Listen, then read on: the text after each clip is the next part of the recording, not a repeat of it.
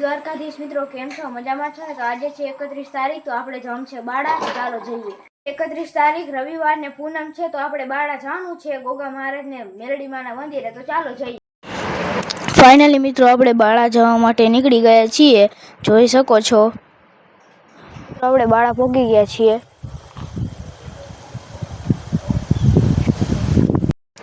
આ છે બાળા મંદિર, ગોગા મહારાજનું મેલડીમાનું મંદિર છે. તમે જોઈ શકો છો અહીંયા રવિવારે બહુ જ પબ્લિક હોય છે.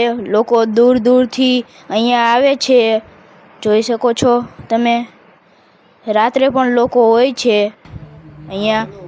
અને મિત્રો રાત્રે મોડે લગીને ડાયરો જામતો હતો. જોઈ શકો છો. અહીંયા આવો એટલે તમને બહુ જ મજા આવશે.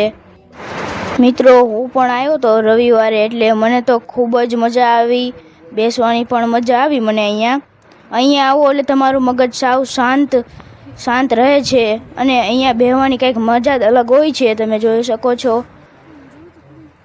પછી જોઈ લો અહીંયા ધૂપ કરે છે. તમે જોઈ શકો છો. તમે પણ આ દર્શન કરી લ્યો ગોગા મહારાજના.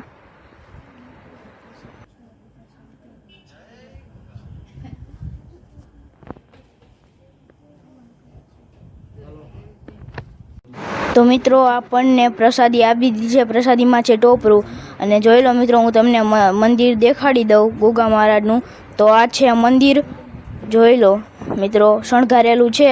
આજે પૂનમ છે એટલે અહીંયા રાત્રે ભીડ પણ હોય છે અને શણગારેલું છે.